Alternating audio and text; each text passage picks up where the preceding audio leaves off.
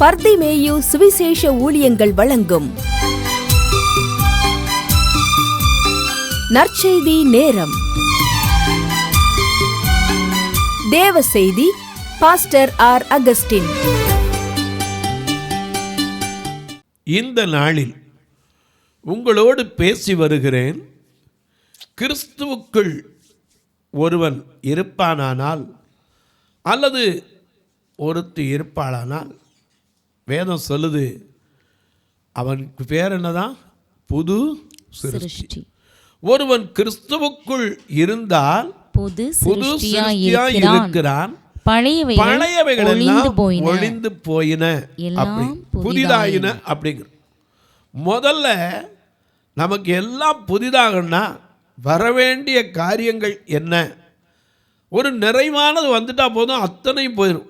ஆனால் நமக்குள்ள இருக்கிற பழைய காரியங்கள் என்ன அது தெரியணும்ல. உங்களுடைய வேதாகமத்தை எங்கே இருந்தாலும் சரி, யோசுவாவின் புஸ்தகம் 9ஆம் அதிகாரம் 4ஆம் வசனத்திலிருந்து திருப்பிக் கொள்றீங்களா? அப்படி திரும்பி எடுத்து எல்லாரும் கையில் வைக்கிற வரைக்கும் யோசுவாவின் புஸ்தகம் 9ஆம் அதிகாரம் 3 அல்லது 4 வசனத்தில் 3லேருந்தே கூட வைங்க. எடுத்து எல்லாரும் கையில் வச்சுக்கிறீங்களா? அப்படி எல்லாரும் எடுக்கிற வரைக்கும் எல்லாரும் பாடுமா?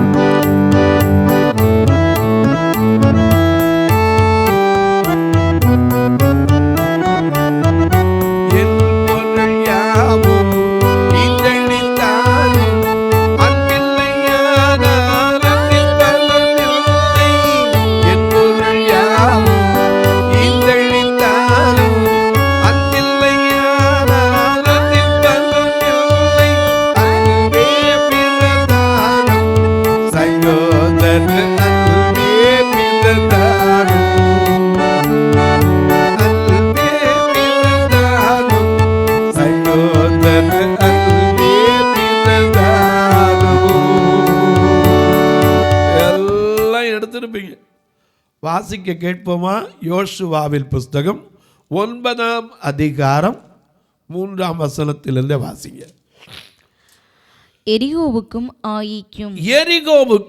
ஆயிக்கும் யோசுவா செய்ததை கிபியோனின் குடிகள் கேள்விப்பட்ட போது ஒரு தந்திரமான யோசனை பண்ணி, அங்க தந்திரமான ஒரு யோசனை பண்ணி.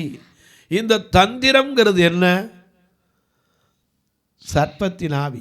ஆதியாகமம் 3:1 வாசிக்க கேட்போம். ஆதியாகமம் 3ஆம் அதிகாரம் 1ஆம் வசனத்தை பாருங்க. தேவனாகிய கர்த்தர் உண்டாக்கின சகல காட்டு ஜீவன்களை பார்க்கிலும் சர்ப்பமானது தந்திரம் உள்ளது. இந்த தந்திரம்ங்கிறது எந்த ஆவி? சர்ப்பத்தின் ஆவி. பழைய பாம்பு. வெளிப்படுத்தல் 12:9 படி அது என்னது? வெளிப்படுத்தல் 12:9 என்ன சொல்லுது? மிக அழகாக எல்லாத்துக்கும் வசனம் இங்கங்க ஆண்டவர் அழகாக எழுதி வச்சிருக்கார். வெளிப்படுத்தல் உலகம் அனைத்தையும் மோசம் போக்குகிற பிசாசு என்றும், உலகம் அனைத்தையும் மோசம் போக்குகிற பிசாசு என்றும், சாத்தான் என்றும் சொல்லப்பட்ட பழைய பாம்பாகிய பெரிய வலு சர்ப்பம் தள்ளப்பட்டது. ஹல்லேலூயா. வெளிப்படுத்தல் 20:2 வாசிங்க. மிக அழகா இன்னும் அதுக்கு விளக்கம் அருமையா எழுதி வச்சிருக்கார். வெளிப்படுத்தல் 20:2 பிசாஸ் என்றும் சாத்தான் என்றும் சொல்லப்பட்ட பழைய பாம்பாகிய வலு சர்ப்பம். இந்த தந்திரம் என்பது இந்த சர்ப்பத்தினாவே ஏவாளையும் ஆதாமையும் தேவனுடைய கட்டளையை மீற வைத்தது எது? இந்த சர்ப்பத்தின் ஆவிதான். அதனால்தான் தந்திரம் அதற்கென்று பேரு. நரிக்கு தந்திரம் உண்டு, மனுஷனுக்கும் தந்திரம் உண்டு. அதனால யோபு 5:12 வாசிக்கிறோம், தந்திரக்காரரின் கை காரியத்தை நடத்தக்கூடாதபடிக்கு அவருடைய உபாயங்களை அபத்தமாக்குகிற தேவன். வாசிங்க 5:12. மிக அழகா, தந்திரக்காரரின் கைகள் காரியத்தை முடிய நடத்தக்கூடாதபடிக்கு அவர்களுடைய உபாயங்களை அவர் அபத்தமாக்குகிறார். எபேசியர் 4:14 வாசிங்க பார்ப்போம். இந்த தந்திரத்துல நம்ம ஆட்களும் சிலர் இருக்காங்க. நாம் இனி குழந்தைகளாயிராமல் மனுஷருடைய சூதும் வஞ்சிக்கிறதற்கு ஏதுவான தந்திரமும் உள்ள போதகமாகிய பலவித காற்றினால் அலைகளைப் போல அடிபட்டு அலைகிறவர்களாயிராமல் அன்புடன் சத்தியத்தை கைக்கொண்டு தலையாகிய கிறிஸ்துவுக்குள் எல்லாவற்றிலேயும் நாம் வளருகிறவர்களாய் இருக்கும்படியாக அப்படி செய்தார். ஹல்லேலூயா. இன்னைக்கு தந்திரமான போதனைகளும் வந்துருச்சு. ஏன்னா ஒரு சின்ன உதாரணம் சொல்ல, இன்னைக்கு ஒரு அம்மா 11 மணிக்கு ஃபோன் பண்ணாங்க. 11-12 மணிக்கு இங்கே தான் இருக்காங்க, கன்னியாகுமரியில் உண்டு. பேர் சொல்லக்கூடாது, சொன்னால் தெரியும். அந்த அம்மா, ஐயா எனக்கா கொஞ்சம் ஜெபம் பண்ணுங்க. என்னன்னு தெரியல, ஒரு நாள் படுத்திருந்து எந்திரிச்சேன், ஒரு கையில் புள்ளி மாதிரி ஏதோ கடிச்சிருந்த மாதிரி இருந்துச்சு. நான் ஏதோ ஒரு பூச்சியாக இருக்குன்னு சரி ஒரு சாதாரணமாக தேங்காய் எண்ணெயை போட்டேன். ஆனால் அது உடலை கடைசியில் பார்த்தீங்கன்னா ஒரு புள்ளியாக இருந்தால் 2-3 புள்ளியாச்சு. கடைசியில் பார்த்தீங்கன்னா அது கையில் அது தொட்ட இடம்லாம் ஊரில் எடுக்க ஆரம்பிச்சிச்சு, சுரிஞ்சேன். இப்போ உடம்புல கை காலெல்லாம் அப்படி தடுப்பாக வருது. மருத்துவர்கிட்ட போய் எவ்வளவோ மருத்துவம் பார்த்தேன், இருந்தாலும் சிலர் கூப்பிட்டு ஜெபம் பண்ண கூப்பிட்டேன். உடனே அவங்க சொல்லிட்டாங்க, குஜராத்லேருந்து உனக்கு செய்வனை வச்சுருக்கான்ட்டாங்க. இது மட்டும் தான் சொன்னாங்களான்னு இல்லை, உங்கள் வீட்டில் வந்து அந்த செய்வனை எடுக்கணும்னா 10,000 கொடுங்க. ஹலோ, ஒன்றை தெரிஞ்சுக்கங்க ஐயா, இஸ்ரவேலுக்கு விரோதமாய் மந்திரம் இல்லை, யாக்கோபுக்கு விரோதமான குறி சொல்லுதலும் இல்லை. ஏன்னா கர்த்தர் ஆக்கினைகளை அகற்றி விட்டார். செப்பனியா 3:15 கர்த்தர் உன் ஆக்கினைகளை அகற்றி உன் சத்துருக்களை விலக்கினார். இஸ்ரவேலின் ராஜாவாகிய கர்த்தர் உன் நடுவில் இருக்கிறார், இனி தீங்கை காணவே மாட்டாய். நமக்கு வாக்குத்தத்தமே கொடுத்தார். நாமளும் பாடுறோம். என்ன பாடுறோம்? தீமைகள் உன்னை அணுகாது, துன்பம் நின்றுவிடும் நெருங்காது, செல்லும் இடமெல்லாம்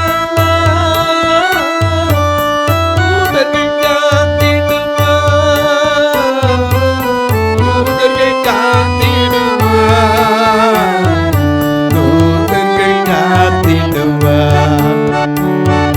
கலங்காதே மகனே,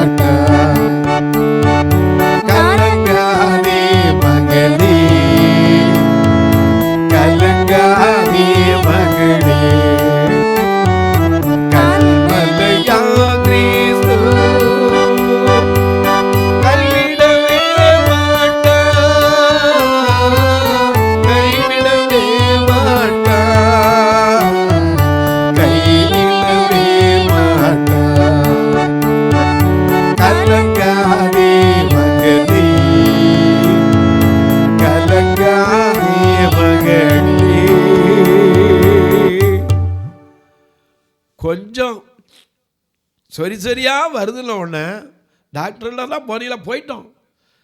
எல்லா ட்ரீட்மெண்ட் எடுத்து பார்த்துட்டேன். தோல் மருத்துவர்கிட்ட போயிட்டேன். அலர்ஜியாக இருக்குன்னு நினச்சேன். ஆனால் போகலை பிரதர். சரி ஜெபம் பேர் கூட்டா சொன்னாங்க, உங்கள் வீட்டுக்கு குஜராத்திலேருந்து செய்யணும் வந்திருக்கு. ட்ரெயின் ஏரியா வந்துச்சு. எனக்கு உடனே சிரிப்பு தான் வந்துச்சு. ஆண்டவரை தேடுறவங்களுக்கு காரணம் இல்லாமல் இட்ட சாபம் என்ன செய்யாது, தங்கவே தங்காது. எனக்கு அன்பானவர்களே, எந்த செய்வினையும் நம்மளை ஒன்றும் செய்யாது. ஏன்னா ஆக்கினைகளை அவர் அகற்றுகிறவர்.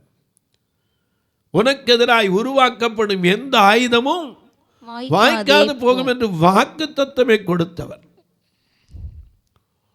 இன்னைக்கு மனிதனுடைய தந்திரங்களுக்கு அளவே இல்லைங்க. இந்த கிவியோனியனுடைய ஆவி அதுதான். என்ன ஆவி? திரும்ப இப்போ வாசிங்க 4ஆம் வசனத்தை. யோசுவா 9:4 மிக அழகாக எழுதி வச்சிருக்கார். ஒரு தந்திரமான யோசனை, ஒரு தந்திரமான யோசனை. அதனால தான் பவுல் சொன்னார், எப்பா நான் உங்களை எல்லாம் கிறிஸ்துவுக்கு கொண்டு எப்படி சேர்க்கணும்? கற்புள்ள கன்னிகையாக. ஏன்னா கிறிஸ்து என்னும் ஒரே புருஷனுக்கு நியமிக்கப்பட்டிருக்கிற நீங்களும் நானும் மணவாட்டிகள். உங்களை என்ன செய்யக்கூடாது? கற்பு இல்லாமல் கொண்டு சேர்த்துடக்கூடாது. கற்புள்ளவர்களா. எனக்கு ஒரு பொண்ணை கல்யாணம் பண்ணி கொடுக்கணும், எப்படி இருக்கணும்? பியூரிட்டி இல்லையா? அதில் நல்லா என்ன செய்யணும்? தாய்க்கு அந்த இதில் ரொம்ப கவனமாக இருப்பாங்க. தான் பிள்ளை என்ன செஞ்சிடக்கூடாது? அந்த பியூரிட்டி கெட்டே போயிடக்கூடாது, சாஸ்டிட்டி கெட்டே போயிடக்கூடாது. ரொம்ப பாதுகாப்பாக ஏமிச்சிருக்காங்க. சில சொன்னாங்களே, பொம்பளை பிள்ளையை பார்த்தா மடியில் நெருப்பை கட்டியிருக்க மாதிரின்னு. ஏன்னா எந்த நேரத்துலையும் ஒரு தவறு வந்துடக்கூடாது. எனக்கு அன்பானவர்களே, அதனால தான் சிந்திக்கிறது கூட எதை சிந்திக்கணும்? பிலிப்பியர் 4:8 அவர் சொன்னான் பவுல். ரொம்ப அழகாக சொன்னார்.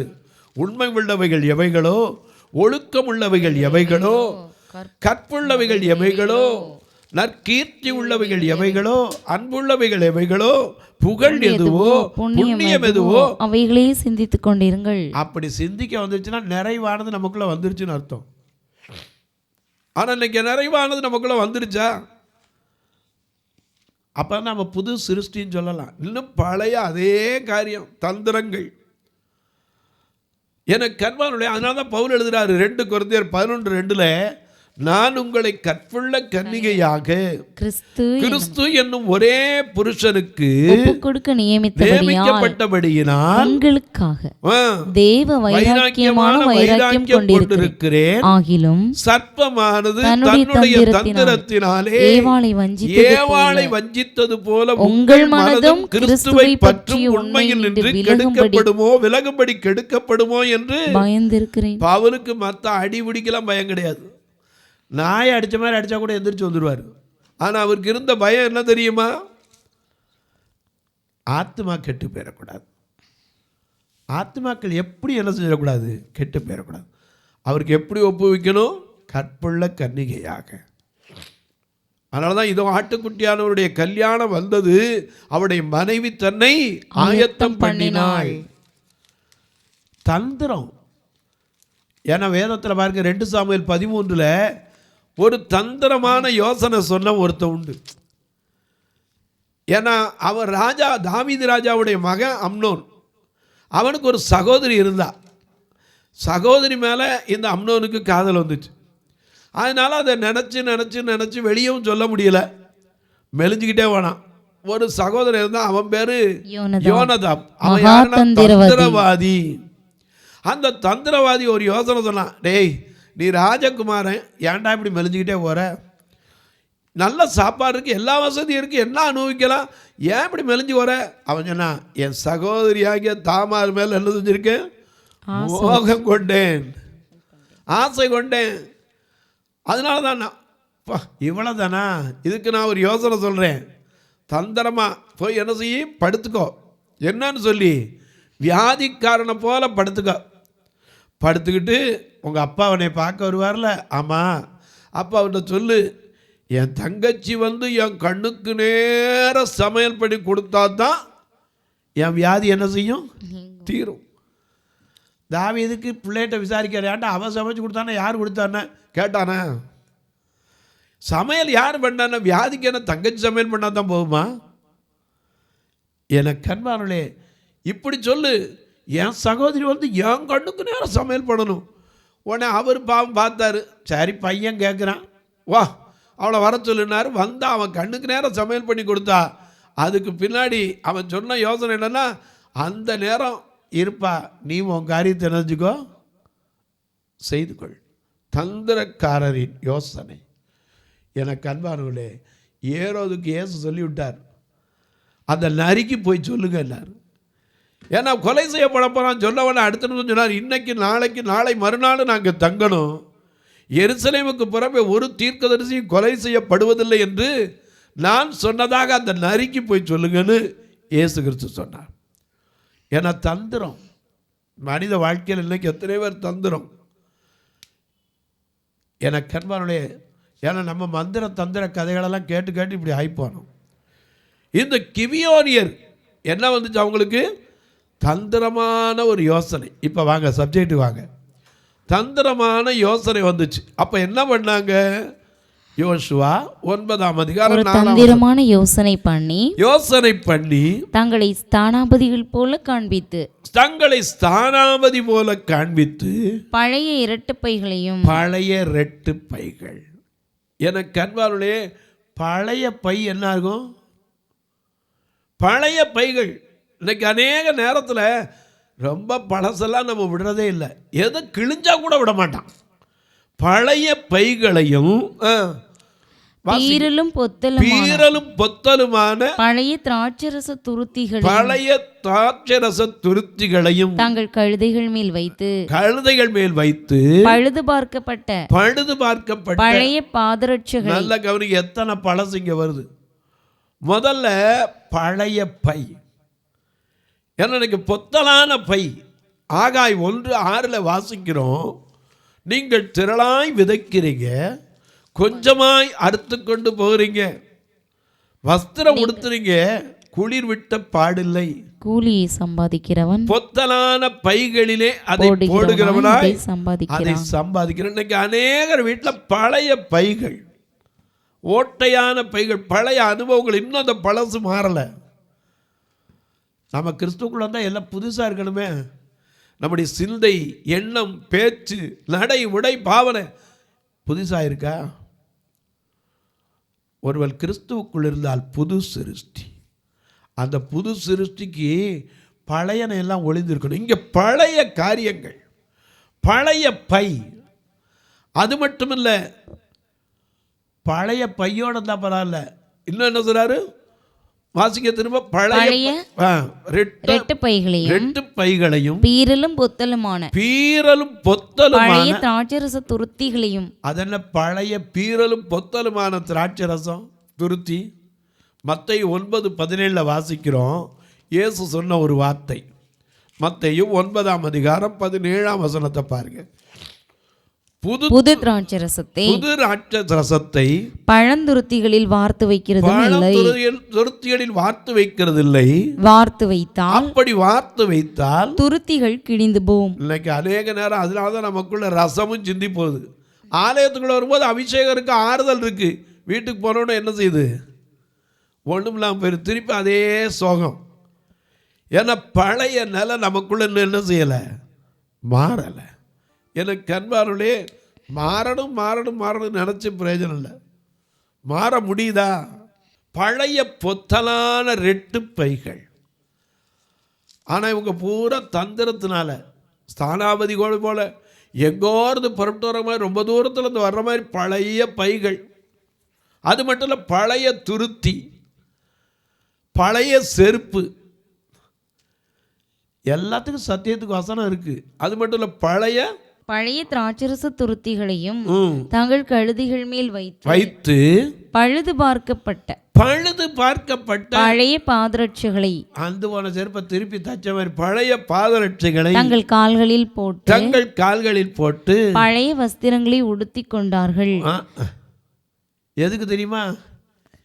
ஒரு வல்லமையுள்ள யோசுவாவை ஏமாத்துறதுக்கு தந்திரம். பழைய பை.